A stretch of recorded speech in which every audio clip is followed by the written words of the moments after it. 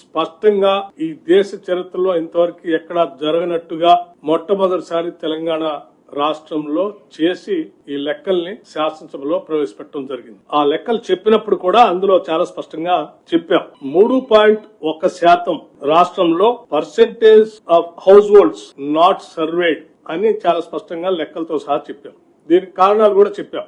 సరే, కొద్దిమంది ఇంటికి తాళాలేసి వెళ్లటం, ఇట్లా జరిగినటువంటి ఈ సంఘటనల వల్ల 3.1% మిగిలిపోయారు అని చెప్పినప్పుడు లెక్కలన్నింటినీ సభలో పెట్టిన తర్వాత అటువంటి వారే గట్టిగా మాట్లాడి ఇలా మిగిలిపోయినటువంటి వాళ్ళకి మరొకసారి అవకాశం ఇవ్వచ్చు కదా, ఇస్తే మేము ఇస్తాం కదా అని సభలో బయట చెప్పడం జరిగింది. దీన్ని లోతుగా ఆలోచన చేసి రాష్ట్ర ప్రభుత్వం పరిశీలన చేసి ఆ మిగిలిపోయినటువంటి 3.1% ఏ హౌస్ హోల్డ్స్ ఎన్యూమరేషన్ లోకి రాకుండా ఉన్నటువంటి వాళ్ళు ఈ రోజు మేము ఇస్తామని ముందుకు వస్తా ఉన్నారు. కాబట్టి వారి కోసం రాష్ట్ర ప్రభుత్వం మరొకసారి ఎన్యూమరేషన్ చేపించుకోవడానికి ఈ లెఫ్ట్ ఓవర్ ఫ్యామిలీస్ కి ఫిబ్రవరి 16వ తారీఖు నుంచి 28వ తారీఖు వరకు ఒక అవకాశం ఇవ్వాలని చెప్పి నిర్ణయం చేసింది.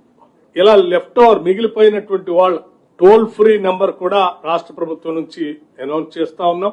మండల వారిగా, డివిజన్ వారిగా గతంలో ఏ రకంగా అయితే ఎన్యూమరేషన్ చేశామో ఆయా మండలాల్లో ఆ మండల్ డెవలప్మెంట్ అధికారి దగ్గర ప్రజాపాలన సందర్భంగా ఏర్పాటు చేసిన వ్యవస్థలో తిరిగి ఆ మిగిలిపోయినటువంటి వాళ్ళు ఎవరైనా వస్తే వచ్చి అక్కడ అప్లికేషన్స్ ఇవ్వచ్చు.